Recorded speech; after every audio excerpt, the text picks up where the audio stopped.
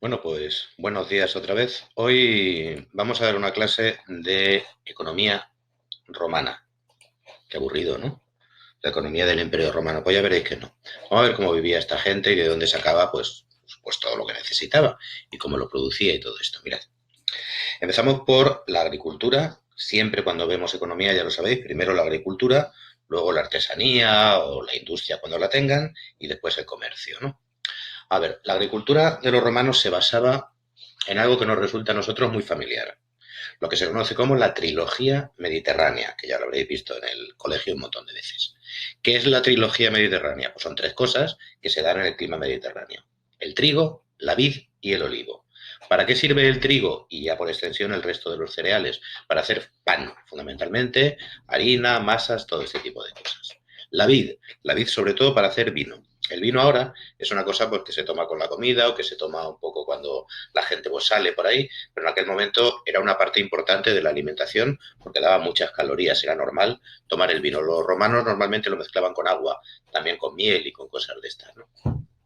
Y el olivo son las aceitunas que, bueno, te las puedes comer de mesa como aperitivo, pero que fundamentalmente se utilizaban y se utilizan para el aceite de oliva, del cual los romanos pues eran unos fanáticos. Bien, los romanos, como ya sabemos, eran gente muy ingeniosa, gente que se le daba muy bien inventar cosas y desarrollar cosas, y introdujeron una serie de mejoras en la agricultura bastante impresionantes y algunas de las cuales pues todavía hoy de alguna manera se copian, ¿no? Una fue el regadío. El regadío consiste en que tú te llevas el agua de donde hay, de un río, de donde sea, y te la tienes que llevar a las tierras que tú estás cultivando. Entonces eso no lo puedes hacer con cubos, toda una tierra. Entonces tendrás que construir pues toda una serie de elementos para poder llevarte el agua del río, que a veces puede estar lejos, hasta tus tierras. Aquí tenéis, por ejemplo, un acueducto de regadío. Luego esto se complementa con una serie de canales que distribuyen ese agua entre las tierras. Pero claro, muchas veces tienes que llevar el agua desde el río hasta el acueducto y muchas veces el río está por debajo, es decir, tienes que levantar el agua. ¿Cómo lo hacemos? Bueno, pues los romanos diseñan cosas como esta asombrosa noria. Es de tracción a sangre, porque la mueve una persona en este caso, también la podría mover un animal. Como veis aquí, este pobre hombre se dedica a como subir escalones para que la noria vaya girando hacia la derecha, él no se mueve del sitio, debe tener unas piernas de ciclista que no veas después de hacer todo esto, con lo cual la noria va subiendo, va levantando el agua, como veis, cada vez que sube levanta un poco de agua y la va dejando caer aquí, que esto se corresponde con esto, que ya tiene un canalillo por aquí, una cuba, una tubería, y eso es lo que lleva ya el agua cuesta abajo al acueducto o directamente a los canales de riego que se llaman acequias que hayan ido construyendo por los campos, ¿no? Con lo cual, bueno, pues este tío está aquí haciendo piernas, dale, dale, dale, dale, y va llevando el agua, pues las horas que esté el hombre, el agua que se necesite, ¿no? Como veis, muy ingeniosos, ya sabemos que son unos ingenieros de la leche, ¿no? Bien, ¿qué otra cosa inventan los romanos? Pues un tipo de arado, ya sabéis, para cultivar lo primero que tenéis que hacer es arar la tierra, es decir, hacer unos surcos, unas rajas en la tierra para poder sembrar después ahí pues, el trigo o lo que sea, ¿no? Claro, ¿cómo lo hacemos? Pues los romanos inventaron este arado que luego se estuvo utilizando en Europa durante 1000 años más como mínimo y todavía en algunos sitios muy tradicionales se utiliza, ¿no? Veis que es de madera, tiene unos refuerzos de hierro aquí y esto se enganchaba a unos animales. El agricultor se apoyaba aquí en este brazo para ir haciendo más fuerza y lo iba clavando en el suelo, iba tirando y haciendo los surcos. Con esto, pues obtenían cosechas, hombre, no como las de ahora, pero mucho mejores que si no utilizaras, perdón, este instrumento a la hora de sembrar, ¿no? Bien, ¿qué más cosas nos dejan los romanos? Pues fijaos, esto es una prensa de aceite, es alucinante. ¿Vale? Esto todavía se sigue utilizando en molienda tradicional de aceite en muchos sitios, pues lo implementan ellos, ¿no? Aquí tenéis una piedra, un peso, que se llama un quintal, esto lo vas bajando, aquí hay una serie como de esteras hechas con paja y con cosas de estas, donde están realmente las aceitunas y según vas bajando esto, va prensando y el aceite pues va saliendo por aquí y ya lo vas recogiendo. Tenían molinos para aceite, molinos para trigo, lo que tú quisieras. Como veis, el ingenio de los romanos era la leche, ¿no? ¿Dónde se realizaba todo esto? Pues se realizaba en lo que se llama la villa romana, no la domus. La domus era la casa, que estaba en la ciudad, ¿vale? La villa era una domus, pero también eran muchas más cosas y estaba en el campo. Fijaos, esta villa romana que tenemos tiene ahí detrás los cultivos con algunos animales. Aquí estaría la vivienda del propietario. Tenemos un columbario aquí al lado, palomas. Tenemos los corrales donde tienen pues, gallinas y este tipo de cosas, el establo, las caballerizas. Tenemos una herrería para ponerle herraduras a los caballos o a lo que hiciera falta y para hacer también los arados y las herramientas. Tenemos aquí el almacén, una prensa de aceite, yo qué sé, la letrina, naturalmente, un granero para guardar las cosechas. Tenemos un horno para hacer pan para toda la villa. Tenemos el molino de grano. Bien, ¿quién viviría aquí? Pues aquí vivía un señor que es el propietario de todo esto, con su familia, con sus trabajadores más cercanos y con un montón de esclavos. Ya recordamos que el sistema económico romano era un sistema básicamente esclavista, ¿vale? Que son los que realmente trabajaban en los campos. Estos campos solían ser campos muy grandes y eso se llama un latifundio. Aunque insistiremos el año que viene, y ya vimos algo de esto, un latifundio es un campo muy, muy, muy grande. Y si es un campo muy pequeño, pues se llama un minifundio. Pero esto, ¿qué ocurría? Pues un gran senador, una persona rica, una persona de mucho dinero, pues tenía un gran latifundio en el campo y él a lo mejor vivía en Roma o vivía en otra ciudad romana, pero de aquí sacaba pues muchísima producción y era en buena parte la base de su fortuna. Bien, ¿qué otras cosas hacían que nos llaman mucho la atención? Y ya nos metemos un poco en la industria, ¿no? Fijaos,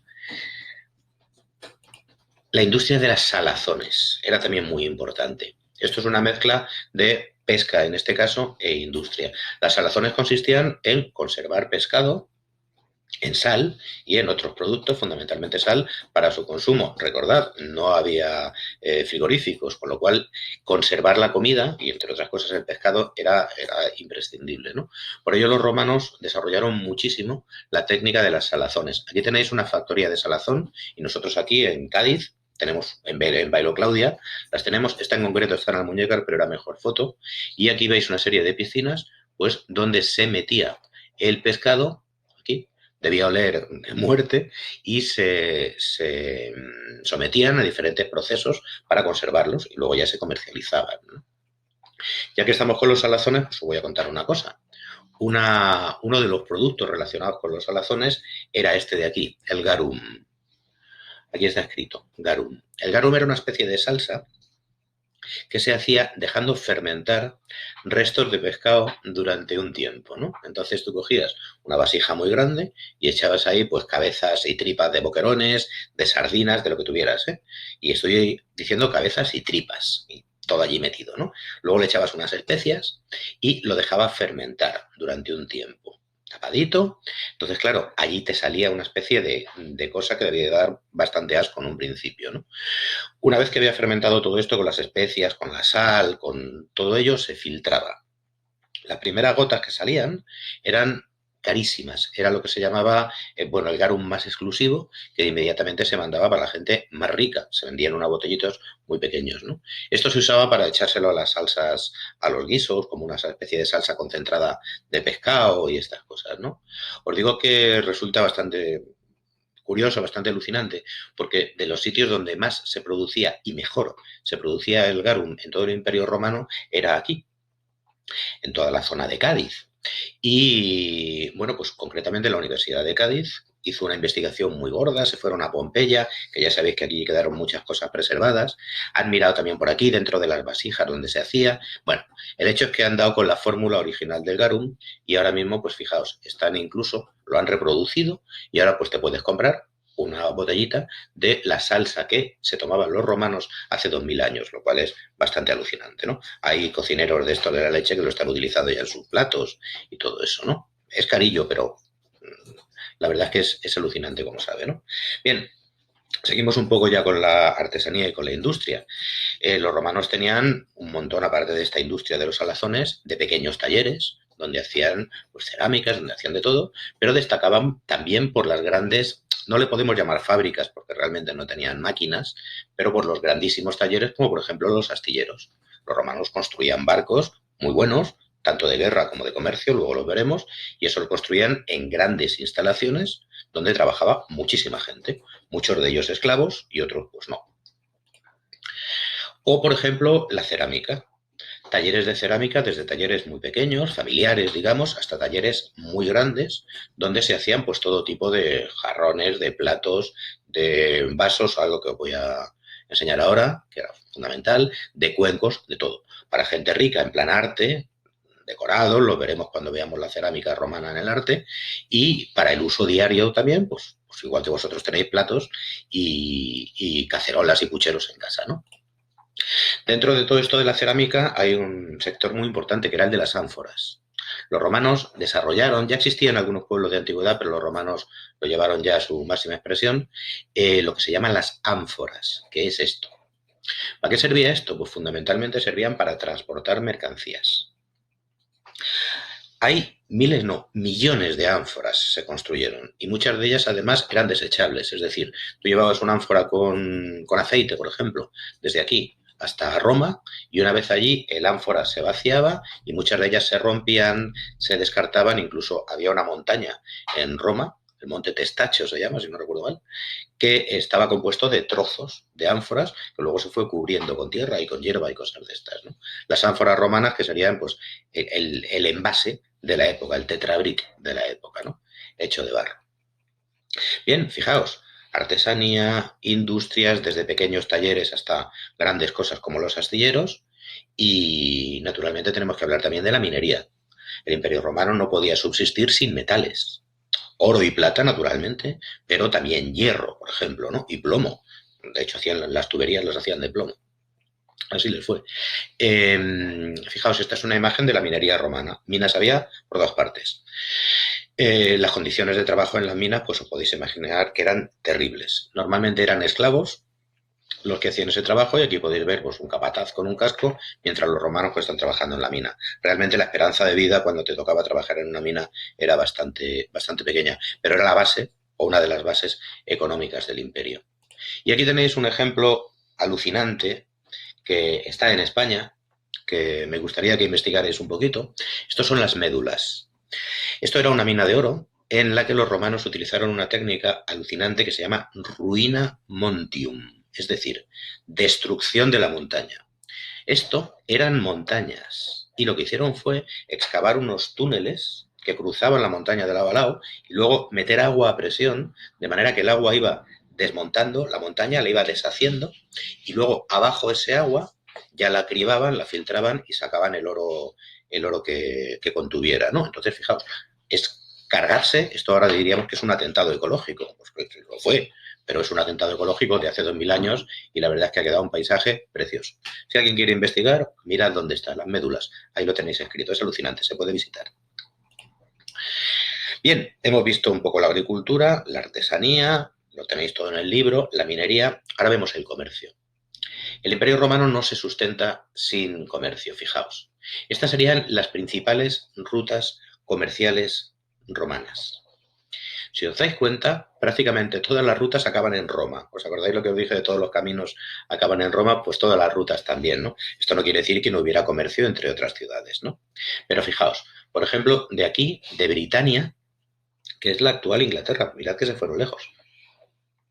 Traían sobre todo estaño y algunos tipos de cerámica, pero pocos, ¿no? De aquí, de Hispania, concretamente de la Bética, donde estamos nosotros, pues traían muchísimo aceite, aquí lo tenéis, traían también algo de trigo, bastante trigo, traían minerales, traían caballos, se llevaban a Roma vino muy apreciado junto con el aceite de oliva y las salazones de aquí, ¿veis? A este puerto, que era el puerto de Roma, que se llamaba y se llama Ostia, que lo tenéis aquí escrito, ¿vale? Que es alucinante también de visitar. Si alguno tiene interés, y sé que algunos lo tenéis, mirad por ahí Puerto de Ostia, porque es como ir a Pompeya, ¿no? Quedan muchísimas cosas en pie todavía, ¿no? Del norte de África, pues lo que se daba allí, caballos, también trigo, también uvas, también cerámicas. De Egipto llevaban un montón de trigo, pero un montón. y también vino y cosas de estas, ¿no? De muchísimo más lejos, de la zona de Arabia y de zonas de Asia que ni siquiera conocían, no tenían ni mapas, pero iban por allí las caravanas, iban los comerciantes y lo iban comprando, ¿no? Fijaos, la ruta de las especias, que venían desde la India por aquí, llegaban hasta el puerto de Alejandría y para Roma. Especias que, claro, aquí no se daban, ¿no? Pues, qué sé yo, por ejemplo, pimienta y, por ejemplo, vainilla, este tipo de cosas. Luego la ruta de las especias tendrá una importancia brutal, ya lo veremos en segundo, ¿no? Y perfumes de Arabia, ¿no? Y por aquí, fijaos, una ruta que traía seda de China, directamente, ¿vale? Hasta aquí, hasta Siria, hasta Antioquía y luego hasta Roma. Del norte, pues lo que se daba en el norte, pieles de oso, pieles de otros animales, que venían por aquí a través del Mar Negro. Fijaos, esto es como todo el mundo conocido que llevaba mercancías a Roma, ¿no? De aquí arriba el ámbar. El ámbar es una resina fosilizada que se extrae de uno, o que se extrae de unas minas que anteriormente era de árboles y que muchas veces contiene todavía restos de pequeños animales, de insectos, de cosas de estas, y que se utiliza sobre todo para la joyería, ¿no? De Germania, por ejemplo, caballos y esclavos, muchísimos, aunque de todo según iban conquistando, ¿no? Y plata, pues fijaos, plata de Hispania, de Dalmacia, de Grecia, de Panonia, de todas estas zonas de aquí. Con lo cual, si veis, tenían una completa red comercial que era importantísima, la más importante hasta la época. Y claro, un montón de puertos. Aquí tenemos el puerto de Gades, ¿vale? El de Marsella, el de Ostia, como os he dicho, el de Cartago, el de Alejandría, Antioquía, Bizancio. Bien, ¿cómo era posible esto? Bueno, pues como veremos, con una red de puertos y de instalaciones, pero también por una unidad monetaria. En todo el Imperio Romano se utilizaban las mismas monedas. Aquí os he puesto algunas, como decís, pues las mismas son un montón, ya, pero es que son de épocas distintas, ¿no?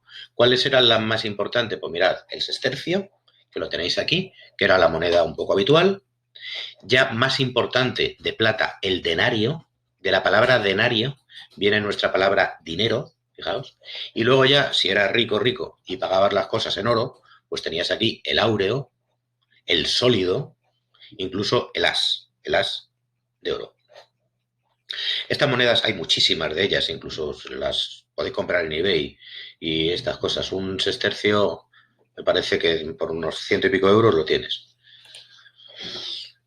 Lo que pasa es que, claro, este tipo de cosas muchas veces, y os lo digo, ya os lo dije una vez, este tipo de cosas muchas veces se extraen de yacimientos ilegales. Es decir, hay gente que llega, encuentra un yacimiento con monedas o con lo que sea, lo coge y dice, esto para mí. ¿Os acordáis que lo hablamos? Si alguna vez os encontráis con algo de esto, hay que llamar a las autoridades porque eso forma parte del patrimonio de la nación. Entonces eso tiene que estar en un museo. Luego ya se verá si eso tiene poca importancia y os lo podéis quedar o podéis quedar una parte o no, ¿vale?